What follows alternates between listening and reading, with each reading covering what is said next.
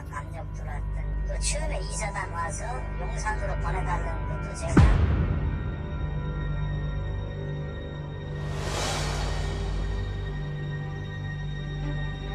특히 90세가 넘은 할머니가 청탁을 하여 이를 말리기 위해 40분간 교육했다라는 식으로 발언을 한 것은 도저히 묵과할 수 없는 일입니다. 최근엔 추 장관이 직접 국방부 민원실에 전화했다는 문건이 공개되면서 부대에 직접 전화하셨다는 보도 나왔는데 한 말씀 해명 좀 부탁드리겠습니다.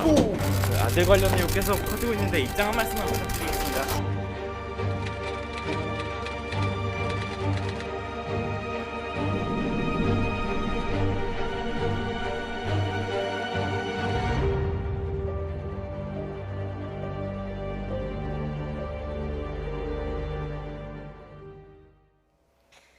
추미애 법무부 장관의 아들 서모 씨의 군 복무 시절 특혜 의혹을 둘러싼 공방이 여전히 뜨겁습니다. 오늘은 이 군 복무 당시 부대 최고 책임자였던 이모 전 대령이 공개 입장을 밝혔는데요. 서 씨의 부대 배치와 또 통역병 선발과 관련해 여러 차례 청탁 전화가 왔었다는 보고를 받았다라고 주장을 했습니다. 과연 검찰 수사로 의혹에 대한 진실 규명을 할 수 있을지 주목이 됩니다. 나이트 포커스 오늘은 차재원 부산가톨릭대학교 특임교수 이현종 문화일보 논설위원과 함께하겠습니다. 어서 오세요. 네, 안녕하세요. 안녕하세요. 예, 오늘은 이제 미 8군 한국군 지원단 단장이었던 이모 전 대령이 오늘 언론사에 공개 입장문을 보냈습니다. 추미애 장관 아들 청탁 전화를 여러 경로를 통해서 받았다라고 주장을 했죠. 예, 구체적인 청탁을 받은 경위를 설명을 했는데요. 일단 청탁과 관련된 구체적인 내용은 두 가지입니다. 크게. 그러니까 이 지금 추미애 장관의 아들이 카투사로 이 지금 미군 부대로 배속이 되었을 때 일단 부대를 배치하는 과정에서 용산 배치가 가능하냐를 물었다는 겁니다. 네. 이 부분과 관련해서 그러니까 모처로부터 이 자기 참모가 그 보고를 그러니까 그 요청을 받고 안 된다고 이야기했다는 보고를 들었다. 그래서 이 카투사들이 이 신규 병사들이 처음 왔을 때 교육을 할 때 특별히 그 부분과 관련해서 청탁하지 말라는 이야기를 했는데 그 이야기는 이 지금 추미애 장관의 아들의 이 가족들이 왔다는 이야기를 듣고 그 때문에 사실은 본인이 강조해서 그 이야기를 했다. 청탁을 하지 말라는 이야기를 했다는 이야기를 했고요. 그리고 또 두 번째는 이 평창 동계올림픽 통역병 선발과 관련해서 사실 여러 군데서 그러니까 지금 청탁이 와서 본인이 직접 이 지금 그 대령은 용산에 아마 지금 사무실이 있을 겁니다. 그런데 네. 아들은 의정부에 근무를 하고 있는데 그 의정부 미 이사단 지역대까지 본인이 직접 가서 이 지금 청탁하지 말라. 청탁이 너무 많이 와서 본인이 직접 주관하에서 추첨으로 선발하겠다고 해서 그렇게 이야기를 했다는 겁니다. 자, 그렇다고 한다면 지금 사실은 이번 오후의 출발점은 이 추 장관의 아들의 병가가 정상적이었느냐, 병가 끝나고 나서 이 개인 연가로 돌아서는 이 부분에서 이 절차상의 문제인데 이 부분과 관련해서는 이 지금 이 전 단장은 개입된 부분이 없는 것 같고요. 그렇지만 이 지금 전 단장이 지금 자대 배치와 통역병 선발에 청탁을 받았다는 부분을 구체적으로 이야기를 했기 때문에 그렇다고 한다면 이 병가와 이 또 병가에서 연가로 넘어가는 과정에 있어서의 지금 뭐 보좌관들이 전화를 했다는 이야기들 뭐 그런 부분들에 대한 의혹이 사실은 외부의 청탁일 가능성이 상당히 높다는 그런 추론이 가능할 수 있는 그런 상황으로 지금 가고 있다는 겁니다. 예, 지금 정리를 잘 해주셨는데 일단 쟁점은 두 가지입니다. 용산 부대 배치 청탁 의혹 그리고 평창 동계올림픽 통역병 선발 과정에서의 청탁을 여러 경로를 통해서 이제 받았다라고 이모 전 대령은 주장을 했습니다. 먼저 자대 배치와 관련해서 이제 이 대령 입장은 실제 참모에게 전화를 받았고 부대 분류를 설명하면서 거절을 했다는 건데 서 씨 측은 컴퓨터 난수 추천 방식이어서 외부 개입이 불가능하기 때문에 청탁 전화는 사실이 아니다. 또 이렇게 반박을 하고 있습니다. 어떻게 봐야 됩니까? 일단 이제 지금 이 대령이 이제 직접 실명을 밝히면서 사실 이걸 공개를 했지 않습니까? 왜냐하면 지난번에는 신원식 그 의원이 이제 전화 녹취록을 통해서 그러니까 익명을 통해서 이제 본인이 통화한 내역을 이제 신원식 의원이 공개를 한 바 있어요. 예. 그때도 그런 이야기를 한 바 있습니다. 내가 일단 상황이 뭐 되면 직접적으로 밝힐 수 있는 상황이 뭐 올 수도 있을 것 같다는 이야기를 했는데 아마 이제 추미애 장관 측에서 이제 서울경찰청에 고발을 했지 않습니까? 그러다 보니까 아마 본인이 직접 자신의 이름을 내걸고 지금 이제 공개를 한 것인데요. 특히 자대 배치 같은 경우는 이제 이게 아마 지금 현재 그 카투사 같은 경우는 이제 컴퓨터 난수 추첨을 통해서 자동 배치가 되기 때문에 내가 용산 가고 싶다, 뭐 의정부 가고 싶다, 오산 가고 싶다 이렇게 한다고 해서 지금 될 수 있는 게 아니라는 거거든요. 이제 그런 부분들에 대해서 아마 밑에서 누군가한테 어떤 이야기를 들어서 이렇게 이야기가 나온다 이야기를 하니까 아마 그런 부분에 대한 이제 설명을 한 것 같아요. 이거는 뭐 될 수 있는 게 아니다라는 설명을 한 것 같고요. 그러니까 어떤 면에서 임의적으로 바꿀 수 없다라는 것을 다시 했고, 근데 물론 뭐 추장관 측에서는 뭐 어차피 안 됐다는 거니까. 근데 이제 문제는 이제 과연 그러면 어떤 제3의 인물, 즉 보좌관이나 이런 사람을 통해서 실제로 알아봤을 수 있는 가능성에 대해서는 여전히 열려 있는 거 아니겠습니까? 이제 그런 가능성이 있는 것이고, 또 하나는 이제 통역병 관련한 것인데요. 이 통역병 같은 경우는 아시겠지만 2018년도 이제 평창 동계올림픽을 하면서 국내에서 통역병을 차출한 바 있습니다. 당시 6회 공군 전부 다 각 어떤 부대별로 지금 통역병이 선발이 돼 가는데, 지금 이 다른 부대 그 6회공 같은 경우는 전부 다 시험을 봐서 선발해서 갔어요. 예. 근데 유일하게 카투사만 그때 추첨을 통해서 이제 됐는데, 원래는 이것도 마찬가지로 토익 점수라든지 면접을 통해서 가게 돼 있었는데, 문제는 워낙 민원이 많이 오고 그 중에 특히 이제 지금 추미애 장관의 아들 쪽에 민원이 있었다는 거거든요. 요 이야기는 실제 민주당 출신 정책보좌관이 당시에 어떤 그 군간부들에게 이 민원을 하고 다녔다라는 또 다른 증언이 있습니다. 그래서 이거 민원하면 이 김영란법에 걸린다라고 경고를 줬다라는 이야기까지 있고, 송영무 장관도 자신의 이름을 자꾸 팔고 다닌다는 이야기를 한 바 있어요. 그렇다고 한다면 이 이대령의 주장과 이런 상황을 조합하면 결국 통역병과 관련해서는 실제로 선발에 대한 민원이 있었지 않는가. 그래서 실제로 이런 민원이 많다 보니까 아예 이 대령 같은 경우는 그냥 추첨제로 바꿔버렸기 때문에 결국은 이제 뽑히질 않았습니다. 그러니까 추미애 장관 측에서도 결국 안 뽑혔다는 이야기는 해요. 그러니까 이 청탁했다는 이야기는 하지 않지만, 그러나 미수도 똑같은 범죄입니다. 어떤 면에서 보면 범죄가 해당되지 않습니까? 그렇다면 통역병에 대해서 청탁을 어떤 방식으로 한 것인지, 이런 부분에 대한 어떤 의문은 계속 남아 있는 상황인 것 같습니다. 예, 서씨 측은 청탁을 만약에 했다면 선정이 안 됐겠냐. 그렇기 때문에 통역병으로 선발되지 않은 것이 중요하다. 또 이런 입장 아니겠습니까? 일단 뭐 통역병으로 그러니까 지금 선발이 되지 않았기 때문에 큰 문제가 없다는 식의 주장을 하고 있는데요. 저는 뭐 그 주장 자체도 사실 문제가 있는 것이 아닐까라는 생각이 듭니다. 앞서도 말씀드린 대로 지금 이모 전 대령의 사무실은 용산입니다.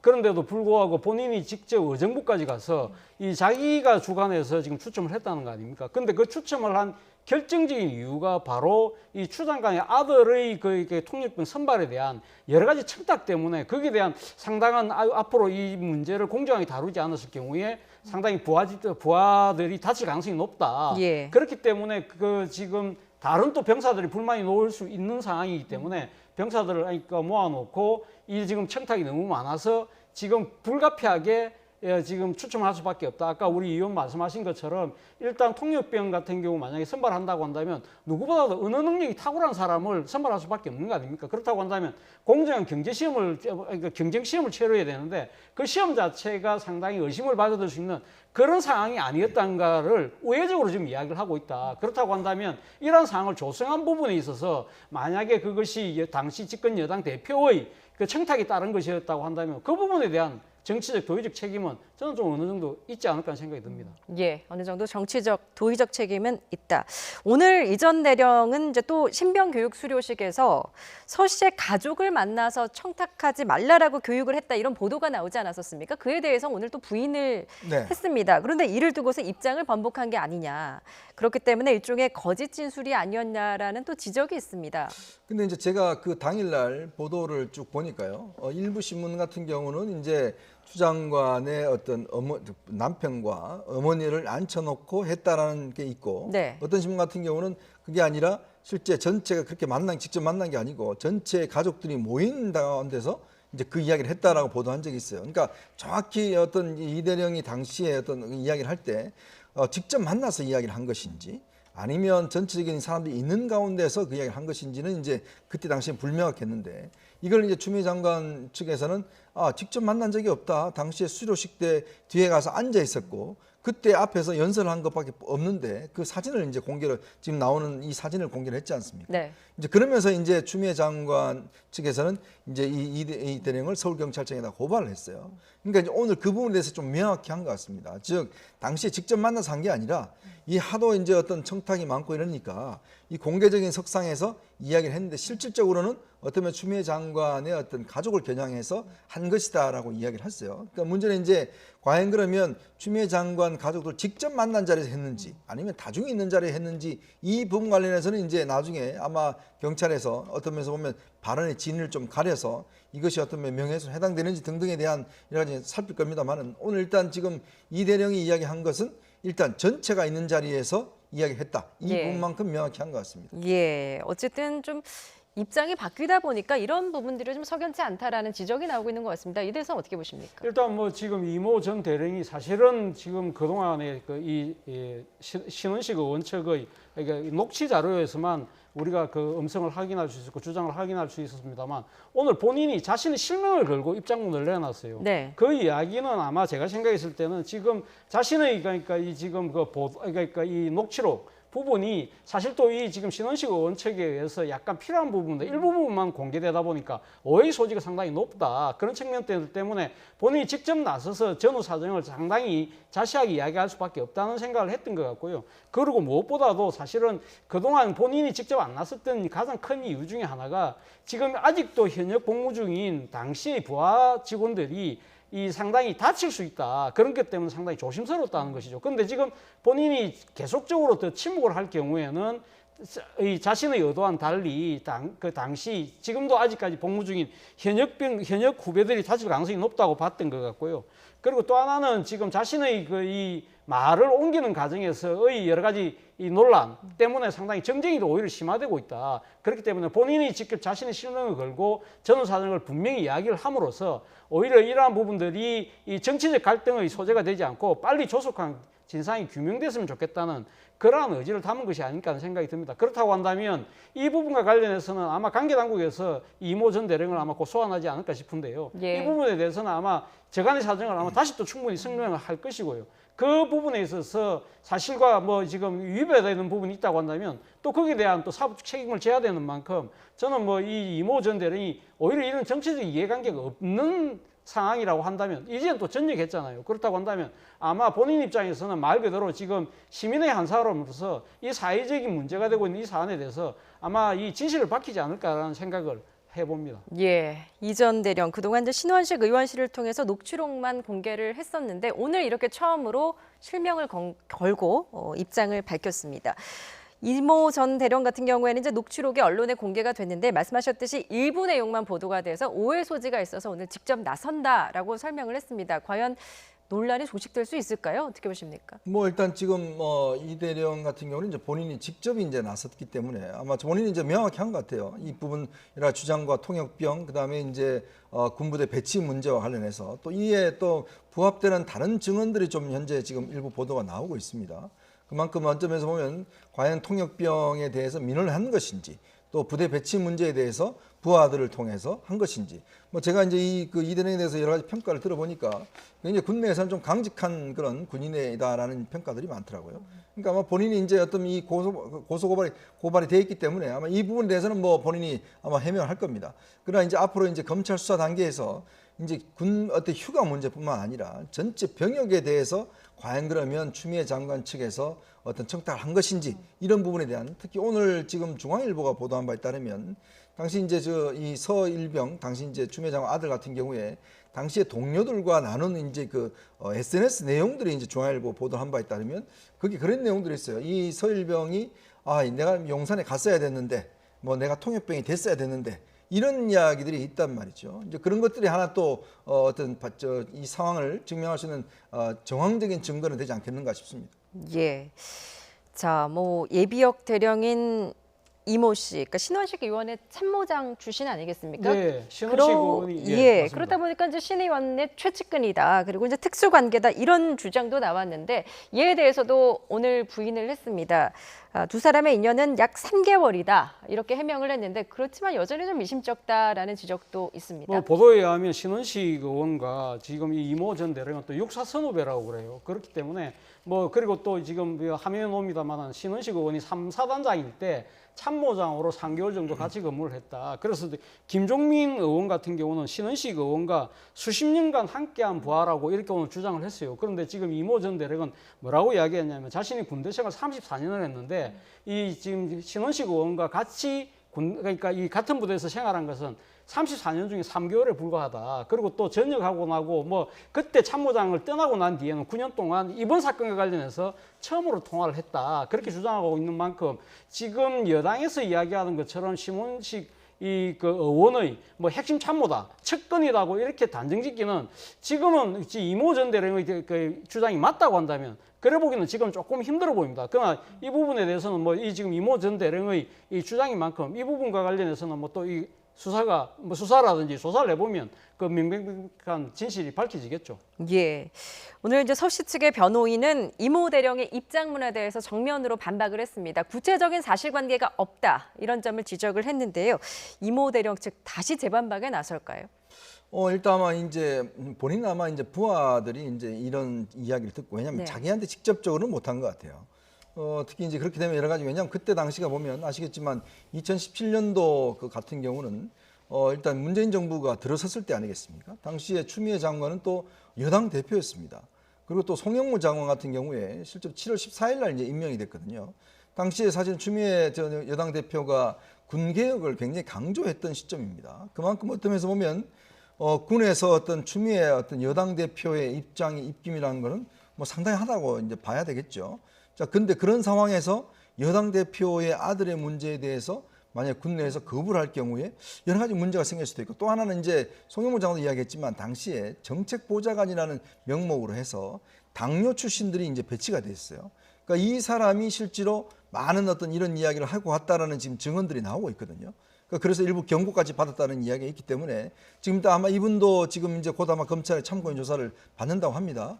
그러면 아마 본인이 어떤 경로를 통해서 이런 이야기를 듣고 또 이걸 그냥 자발적으로 한 것인지 아니면 진짜 실제로 어떤 누구한테 전달한 것인지 이런 부분에 대한 좀 더 이제 조사를 해보면 과연 이제 이 대령이 이야기했던 부하한테 들었는데 이게 누구로부터 왔는지 이런 부분들은 좀 더 명확해지지 않겠는가 싶습니다. 예. 오늘 이제 서씨 측의 변호인 현근택 변호사는 이모 대령의 입장문에 대해서 말바꾸기고 논점 흐리기다. 청탁이 있었다면 누가 누구에게 청탁을 한 건지 정확하게 밝혀라. 또 이렇게 반박을 하기도 했습니다. 아들 군 휴가 특혜 의혹에 이제 침묵으로 일관하고 있는 추미애 법무부 장관. 오늘도 취재진의 질문에 묵묵부답이었는데요. 잠시 출근길 모습 보고 오시죠.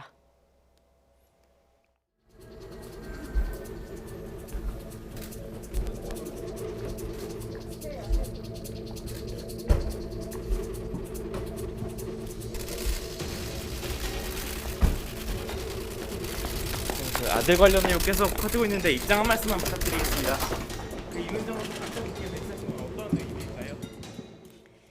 예, 오늘도 출근길에 이렇게 아들 군 관련 특혜 의혹에 대해서는 침묵을 했습니다. 굉장히 재빠르게 출근하는 모습을 볼 수 있었는데 오늘 전국 검사들에게 이메일을 보냈다고 합니다. 네. 그 이메일에도 아들 의혹에 대한 언급은 없이 검찰 개혁을 만수하라 이런 메시지만 담겼다고 하는데 어떤 의도로 읽힐 수 있을까요? 일단 그 이메일의 내용이요. 검경 수사권 조정 법안의 시행에 대비를 하라고 이야기를 했습니다. 아니 지금 이 그 추미애 장관이 사실 어떻게 보면 장관직 수행하면서 가장 큰 개혁 과제가 검찰 개혁이지 않습니까? 이제 검찰 개혁과 관련해서 하나 가장 큰 그 이 맥락은 이 검찰의 그 아주 그러니까 자의적인 권한을 행사하는 데 있어서 나누도 견제를 할 수 있는 공수처라는 부분이 일단 만들어졌고요. 그리고 또 하나는 검찰이 사실 직접 수사하는 부분을 많이 줄이는 그런 부분이 바로 검경 수사권 조정 부분인데 이와 관련해서는 관련된 법이 통과됐고요. 그리고 지금 그와 관련해서 이 법무부 부령이 지금 바뀌고 있지 않습니까? 그리고 이번에 인사에도 그런 부분들을 많이 반영을 해서 인사를 했거든요. 그리고 또 한편으로는 이 지금 검경 수사권 조정에 따라서 일반 그 특수부나 공안보다는 형사나 이 지금 송무 부분, 그러니까 공판 기능에 대한 그러한 부분들에 대해서 상당히 역점을 두는 쪽으로 직제를 바꾸고 있기 때문에 그걸 열심히 잘 좀 대비하라는 뜻인데 결국은 뭐 본인 입장에서는 지금 당장 뭐 지금 이 야당에서는 공격을 한다 하더라도 자신이 맡고 있는 검찰 개혁은 끝까지 내 책임하에서 하겠다는 그러한 의지를 애둘러 지금 표명한 것이 아닐까라는 생각이 들고요. 예. 만약에 그렇다고 한다면 지금 뭐 야당에서 주장하는 지금 물러나라는 이야기도 받아들일 수 없다는 이야기를 우회적으로 지금 내세운 것이 아닐까 하는 생각이 듭니다. 예, 국민의힘은 뭐 지금 이제 대통령 결단까지 요구하면서 사퇴를 요구하고 있는데 사퇴는 없다라는 부분들을 명확히 한 것이다라고 분석해 주셨습니다. 근데 저는 추미애 장관이 이야기하는 과연 검찰 개혁이라는 게 뭔가라는 문제에 대한 근본적 질문을 하고 싶습니다. 자, 추미애 장관이 들어와서 검찰 조직 개편도 하고 인사도 했습니다. 자, 검찰 개혁을 본인이 한다고 했죠. 근데 결과는 어땠습니까? 지금 서울 동부지검에서 장관의 아들과 관련된 사건에 대해서 8개월째 수사를 뭐 지지분열하게 하다가 이제서야 시작을 하고 있습니다. 자, 늦게 하다 보니 이미 증거인멸은 다 된 상황이죠. 지금 서울 서부지검에서 정의연과 윤미향 의원의 사건에 대해서 여전히 지금 수개월째 수사하고 있는데 아무 결과를 내놓지 못하고 있어요. 자, 이 검찰 독직 폭행과 관련해서 지금 어떤 면에서 보면 감찰을 받아야 될 지금 부장검사가 어떤 차장검사로 승진해서 갔습니다. 이거에 대한 지금 감찰 수사는 전혀 이루어지고 있지 않는 상황입니다.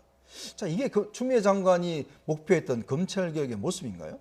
과연 검찰이 어떤 사건에 대해서 맡았을 때 그러면 권력에 대해서도 엄중한 잣대를 들이대고 수사를 하는 게 검찰 개혁으로 저는 알고 있습니다. 근데 지금의 검찰 개혁의 결과물을 놓고 보면 과연 이게 검찰 개혁한 것인가 아니면 검찰을 무력화한 것인가? 저는 그 문제를 안 묻지 않을 수가 없어요. 더군다나 지금 이렇게 자신의 아들과 문제에 관련해서 검찰에 있는 상황에서 이런 편지를 내려보내면 밑에 있는 사람들이 뭐라고 하겠습니까? 아니 자신의 이 사건에 관해서는 한마디 언급 없이 검찰 개혁하라 그러면 과연 검찰이 뭘 개혁했는지 국민들이 보시기에 아 이게 진짜 개혁된 검찰인가? 그럼 내 사건을 맡으면 이렇게 수개월째 그러면 뭉갤 것인가? 이런 부분에 근본적 의문을 갖지 않겠습니까?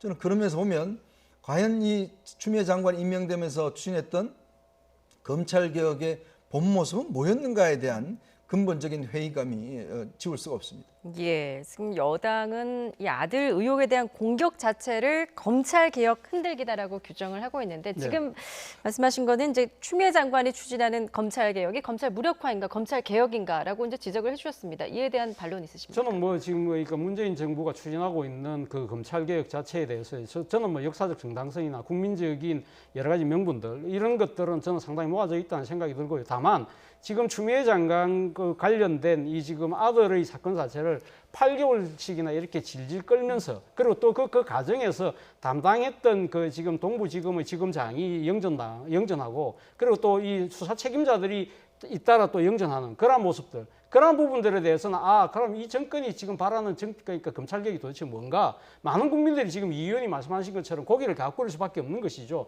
일종의 지금 검찰 개혁이라는 것이 일종의 검찰을 정권의 도구로 지금 그러니까 신여로 만들려고 있는 것일까 아닐까라는 그런 의구심을 자아낸다는 것이죠. 바로 그런 측면 때문에 저는 지난주 이 시간에도 말씀을 드렸지만 이 지금 추미애 장관이 자신의 아들과 둘러싼 여러 가지 의혹을 빨리 이 본인 스스로가 명쾌하게 해명해야 되는 이유가 바로 거기에 있다는 것이죠. 본인이 지금 검찰개혁의 주체로서 이러한 식의 검찰개혁에 대한 의도까지 의심을 받는 상황으로 도덕성의 문제가 흔들리게 된다고 한다면 상당히 어떻게 보면 본인이 지금 그 입으로 외치고 있는 그리고 오늘도 이메일을 통해서 이야기했던 검찰개혁하고는 정반대로 가면서 본인이 오히려 스스로 검찰개혁에 걸림돌이 되는 상황이 될 수 있다. 이런 부분은 저는 유념해야 될 필요가 있지 않나 생각이 듭니다. 예. 자, 국방부는 어제 추 장관 아들의 특혜 휴가 의혹에 대해서 규정상 문제가 없다 이런 입장을 밝혔는데요. 서 씨 측은 국방부 입장 발표로 분위기가 바뀔 것이다라고 기대를 하고 있습니다. 서 씨 측의 변호인 목소리 직접 듣고 오시죠.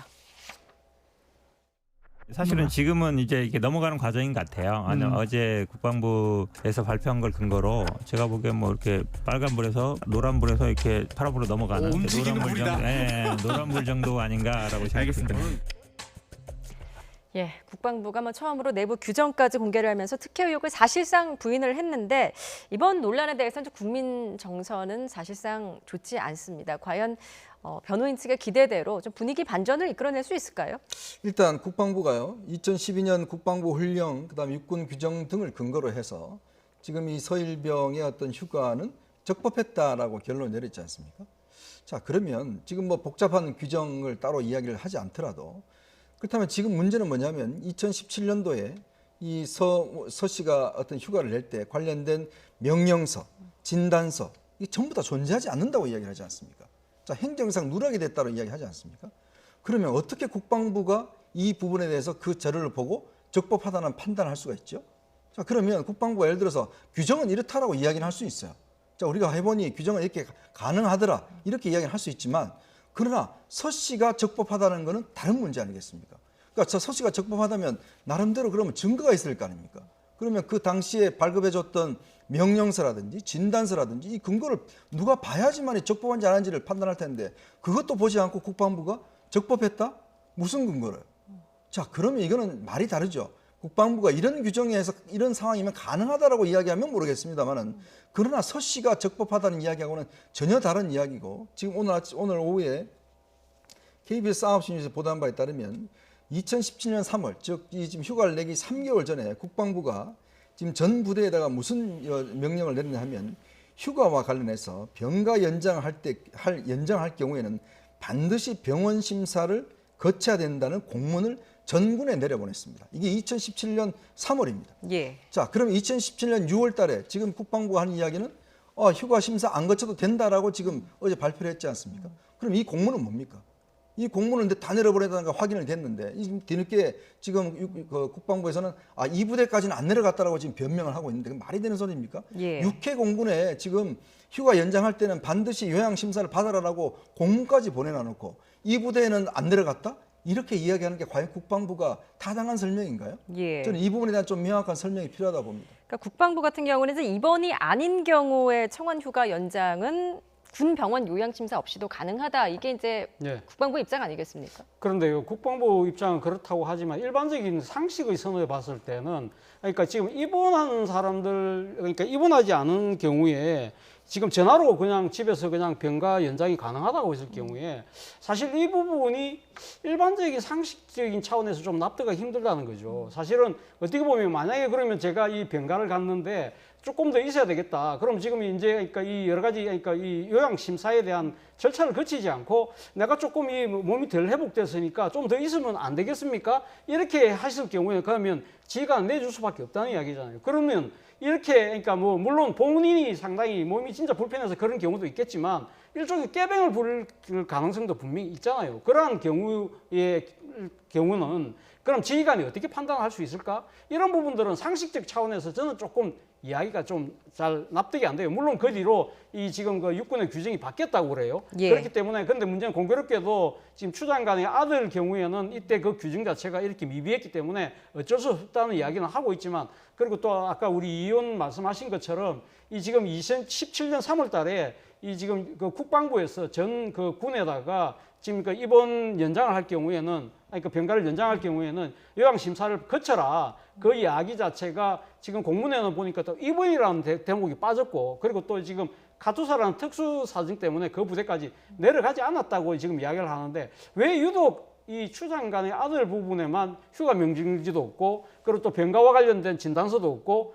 그리고 또 이런 또 이 규정 자체가 그때만 그 부대만 또 해당이 전달이 안 됐고 이런 왜 자꾸만 특수한 경우들이 겹치는가? 이것이 과연 의견일까? 아니면 뭔가 이 여러 가지 상황에 따른 필연적인 결과일까? 이 부분에 대해서 국민들 상당히 고개를 갸웃거린다는 것이죠. 이 부분에 대해서는 아마 지금 국방부뿐만 아니라 지금 이걸 수사하고 있는 검찰도 국민들이 납득할 수 있는 그런 결과를 내놔야 되지 않을까 생각이 듭니다. 예, 국방부의 해명에도 불구하고 여러 풀리지 않은 의문점들이 많이 남아 있다라고 이제 두 분께서 지적을 해주셨는데 삼성 장군 출신인 한기호 국민의힘 의원은 군 출신으로서 참담한 심정이다라면서 국방부의 공식 발표를 두고 강하게 비판을 했습니다. 이 발언 직접 들어보시죠.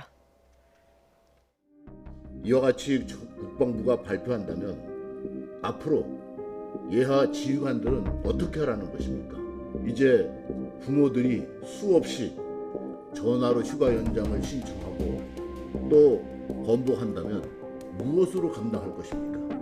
국방부 발표인데 중대장, 대대장, 연대장, 사단장, 분단장, 군사령관들은 이제 어떻게 하라는 겁니까? 예, 이제 부모들이 수없이 전화로 휴가 연장을 신청하고 번복을 한다면 무엇으로 감당을 할 것인가? 어떻게 보십니까? 지금 우리가 육군 같은 경우는 18개월 복무하지 않습니까? 예. 자, 그런데 지금 이 국방부 어제 발표한 자료들에 따르면 예를 들어서 뭐 아까 이제 차 교수님도 예를 들어 주셨지만 지금 휴가 나갔던 장병이 나 지금 몸이 감기가 걸렸다. 자, 그러면 9일 동안 그럼 이 휴가를 하지 않습니까? 그다음에 내가 좀 더 있어야 되겠다. 전화해서 저 못 들어갑니다. 이야기를 하면 휴가 내줘야 되고. 그다음에 또 제가 개인 휴가 쓰겠습니다. 그럼 한 20일 줘야 되고. 28일 주는 거예요. 그럼 최대한 어떤 면에서 보면 휴가를 50매치가 쓸 수가 있습니다. 그러면 18개월 중에서 실제 복무 기간은 얼마 안 된다는 이야기예요. 자, 그러면 전군이 만약에 이 5분의 사례를 들어서 만약 이런 국방부가 지침을 내서 이렇게 한다면 국방부가 이거 어떻게 감당할 겁니까?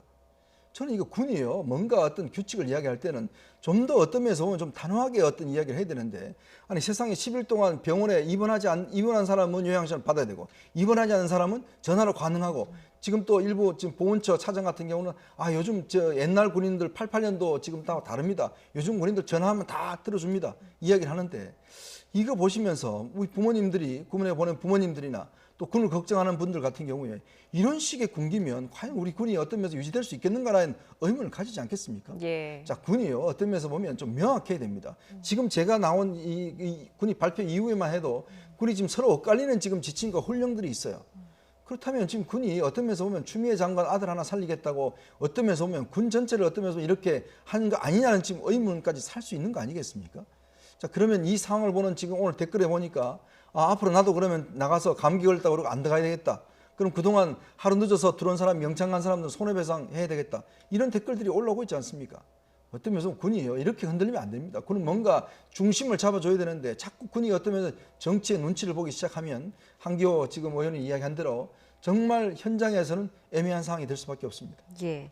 자, 이런 가운데 서 씨가 개인 휴가를 4호 또 승인받은 거로 확인이 됐는데 2017년 6월 24일부터 27일 사용한 개인 휴가 승인 기록에 해당하는 행정명령서가 25일, 그러니까 휴가 시작 다음 날인 25일 발부된 걸로 확인이 됐습니다. 이 부분 어떻게 봐야 됩니까? 일단 뭐 지금 육군에서는 그러니까 지금 그 개인 휴가 연장을 하고 난 뒤에도 4호 승인을 해서 그러니까 문서 처리를 하면 문제가 없다고 지금 이야기를 하고 있습니다. 그런데 공교롭게도 이 지금 그 이 개인 휴가 이 명령서가 거의 놓은 날이 6월 25일이에요. 6월 25일은 지금 추미애 장관 아들의 미복귀와 관련해서 그 당직 사병이 문제를 제기했던 날입니다. 그렇기 때문에 어떻게 보면 이 지금 의심하는 측에서 본다고 한다면 그게 문제가 되니까 뒤늦게 지금 그 문서를 만든 것이 아닐까라는 생각을 할 수가 있다는 것이죠. 그리고 또 하나는 제가 생각했을 때 지금 또 의문이 되는 부분이에요. 그러니까 지금 6월 23일까지가 원래 2차례에 걸쳐서 병가가 끝났다고 그러지 않습니까?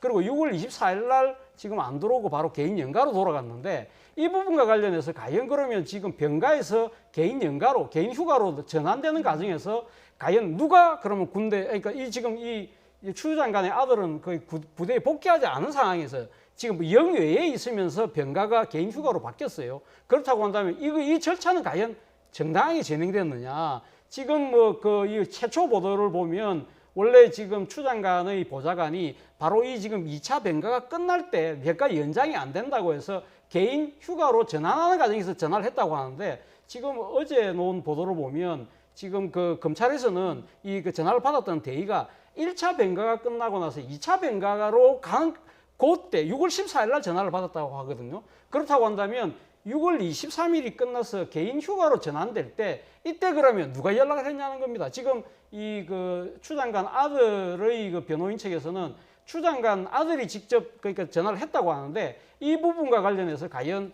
제대로 된 증거를 제시할 수 있느냐 이 부분도 따져봐야 될 대목이 아닐까 생각이 듭니다. 예. 지금 여러 그 의혹이 좀 말끔히 해소됐다고 보기에는 좀 여전히 미진하다 이런 지적이 나오고 있는데 여당은 이 추미애 장관 엄호를 계속 이어가고 있습니다. 특히 야당이 제기한 의혹은 사실관계가 틀린 즉 가짜 뉴스라고 주장을 하는데요. 김종민 최고위원의 발언 듣고 오시죠. 전체적으로 저희가 사실관계를 면밀하게 확인해 본 걸로 보면 현재까지 나온 거의 모든 의혹은 거의 사실이 아닙니다. 국민의힘에서 이 문제를 가지고 녹취록이라고 하는 걸 가지고 흔들었습니다. 그래서 국민들이 이 뭐가 있는 거 아니냐 하고 지금 여기까지 오고 있는 거예요. 전 언론이 매일 의혹을 쏟아냈습니다. 그 녹취록 내용이 신원식 의원의 군대 부하예요. 10수년 동안 같이 함께했던 부하입니다. 그 부하가 가짜 허위 사실을 폭로한 거를 녹취록이라고 흔들어댄 겁니다. 저는 국민의힘이 정말 이런 식의 가짜뉴스가 있고 이 코로나 비상시국에 국민들 마음을 심란하게 하지 말고 신원식 의원에게 엄중하게 책임을 물어야 됩니다. 예, 그러니까 절차상 아무런 문제가 없다. 그리고 가짜 뉴스다. 그야말로 이제 정치 공세다라고 주장을 하고 있는데 국민 정서와 그러니까 법적인 문제와는 또 별개로 국민 정서와 좀 괴리가 있다라는 지적도 있습니다. 참 김종민 의원은 지난번 조국 사태 때도 저렇게 앞장서서 조국 전 장관을 엄호하더니 이번에 또 이제 추미애 장관 엄호에 나선 것 같은데, 자, 내가 확인해 보니까 다 가짜 뉴스더라. 뭐가 가짜 뉴스라는 겁니까? 아니, 여당의 최고위원 정도가 되면 이런 사실을 이야기할 때 기본적인 팩트를 가지고 이야기를 해야죠. 무조건 막 가짜 뉴스다? 도대체 뭐가 가짜 뉴스인지 어디에다 확인해 봤는지 그런 부분. 그다음에 지금 신원식 의원과 지금 그 이모 대령 같은 경우 뭐 10수년 동안 같이 근무했다고 그러는데 지금 본인 주장 따르면 3개월 근무했다는 거 아니겠습니까? 그럼 본인이 그럼 10수년 동안 근무했다라고 주장하는 근거는 뭔지? 그런 것들을 이야기를 해야지 뭐 설득력 있지. 무조건 저렇게 되고 다 확인하면 다 가짜 뉴스다. 사실이 아닙니다. 이렇게만 이야기하면 국민들이 맞다. 이렇게 이야기를 하나요? 그리고 지금 여당의 최고위원들이 집권당의 최고위원들입니다. 그러면 최소한 팩트를 가지고 근거를 가지고 좀 뭔가 대응을 하고 이야기를 해야지 무조건 저렇게 옹호한다고 해서 그게 과연 추미애 장관한테 도움이 되겠습니까?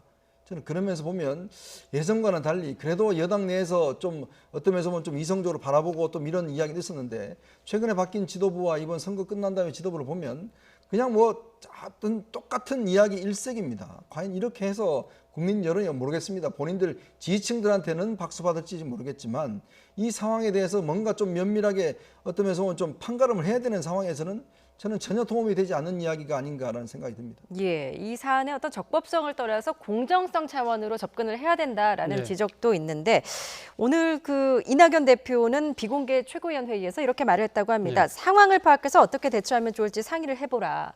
국민 정서를 좀 의식하고 있다라는 생각도 드는데요. 그렇죠. 이낙연 대표 입장에서는 상당히 지금 이 뜨거운 감자가 아닐까 하는 생각이 듭니다. 본인 입장에서 보면 사실 지금 당대표를 맡아서 지금 상당히 지금 국민 정서하고 괴리가 되는 가장 큰 중요한 사건이 바로 추미애 장관 사건인데 본인이 지금 당사자가 지금 말을 하지 않고 지금 변호인과 그리고 또 야당이 직접 충돌하는 상황에서 지금 공정성 문제는 계속 커질 수밖에 없다. 그럼에도 불구하고 여당이 지금 상당히 조금 미적되는 이유는 제가 생각할 때는 그렇습니다. 조국 장관 그리고 다음에 그 이어서 추미애 장관까지 만약에 낙마할 경우에는 사실 어떻게 보면 대통령의 레임덕이 바로 올 수 있다. 그리고 또 한편으로는 지금 검찰 개혁에 대한 동력이 상실되지 않을까? 그리고 또 하나는 지금 추미애 장관까지 물러난다고 한다면 그럼 그 대안은 누가 될 것이냐 그런 문제들이 있죠. 그리고 아직까지 여론은 악화되지 않았다는 그런 판단도 있는 것 같아요. 그런데 지금 이 이낙연 대표가 오늘 그런 이야기를 한 거 보면 아마 본인 생각은 그런 생각하고 있지 않을까 하는 생각이 드는데요. 먼저 호미로 막을 것을 가래로 자칫 막는 사태가 되지 않을까라는 생각을 지금 두고 있을 가능성이 높고요. 그리고 지금 실제적으로 지금 추미애 장관 아들의 문제가 지금 모든 현안을 빨아들이는 블랙홀이 되고 있거든요. 그렇다고 한다면 지금 집권 여당의 입장에서는 과연 지금 코로나19 사태 그리고 또 4차 추경 이런 부분들이 있는데 이게 다 빨리 가는 것이 맞는 것인가?